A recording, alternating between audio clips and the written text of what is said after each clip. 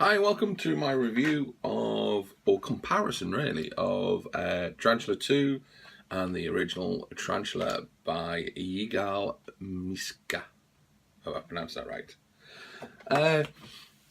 For you that don't know what the Tarantula actually is, it's a electronic ITR, so you can pull out IT and use it. And it shoots back up again. Difference with it being electric and a normal ITR is a normal ITR uses a thread as you're pulling the a rubber band. Sorry, when you're pulling the IT out, the further you go, the more tension on the IT. So the further you pull it out, the more tension, the more chance you've got with brakes. With it being motorized, certainly the Tarantula, there's no tension on the IT at all until you press the button and then it tensions, which is quite good if you wanted a fixed line or rigid for certain floating routines. And it's nice to kind of get rid of it. Boom, it's gone. Some see it as a negative, with the difference between an ITR or anything you're wearing on your person is you hide it in your hands. If you watch the demo videos, you can question yourself if it looks unnatural. I think when this first came out, no one really saw it. They saw the demo video. Probably majority of us did not realise that, because we're so used to seeing the old forms of ITR that are somehow put on our person. It's genius in the fact that you could technically perform this naked. There is no clothing restrictions on what you need to wear to perform with either one of the Tarantulas. If you want to perform in a nudist colony, you can perform that with the Tarantula. You may see that as a positive, it's a negative. You can decide which angle. I personally don't perform in nudist colonies, so no clothing restriction is necessarily positive for me, but it's useful. I'm not a great fan of being dirty or having my hands dirty while I'm performing IT work. Saying that, no one's ever took an attention. You've seen the video. When you have finger rings spinning, they don't care. They're just freaking out over the fingering. The improvements between the Tarantula 1 and the Tarantula 2, and I say improvements, I'm not so sure. I think by improving some things, I think he's lost some other things.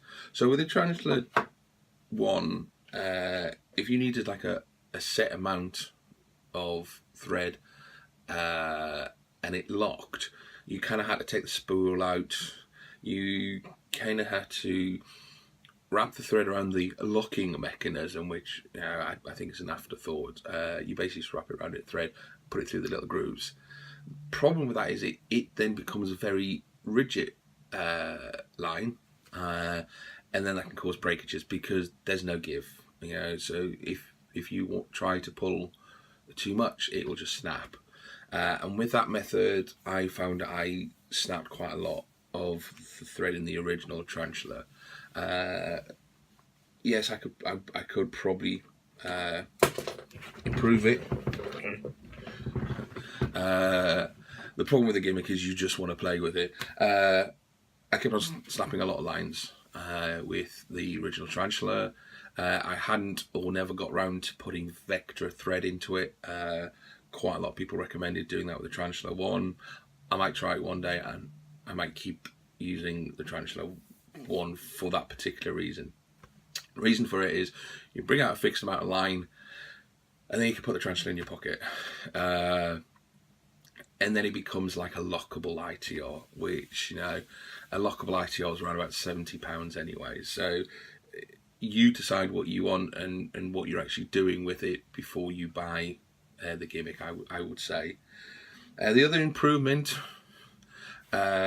is no need for expensive batteries. The Tarantula 2 comes and it's rechargeable. I never had any issue. I didn't think the batteries were that expensive. I bought a pack of a few. I guess if you buy them directly from a magic dealer, they're expensive. I didn't. I think I probably replaced the battery a few times in a year. Because the motor, you're only really using it when you're retracting it. It doesn't seem to use a lot of power. So I never had that problem. The new one comes with a little charger cable. If you're at a gig and you're using this and this is one of your primary kind of gimmicks, I'd recommend getting two, because if the power runs out, you could plug it in, find a plug socket somewhere. With Tarantula 1, you go to a side, put a new battery in, and carry on performing. Saying that, I still had two Tarantula 1s in my close-up case. So the Tarantula 2, the other thing is it's self-locking, so it works a completely different way. With the Tarantula 1, you pull the thread out, it stays out. You press the button, it goes back in again. Simple. With the Tarantula 2, it uses the same technology, the Soul technology that's in the Spider Pen. So the motor's always on. There's always a level of tension. Now, this is quite good because you've always got a static line.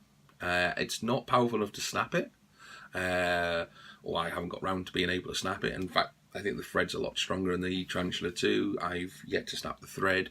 And I snapped it once practicing the spin. So it's rechargeable. And you can lock it. The problem is, to lock it, you've got to press the button.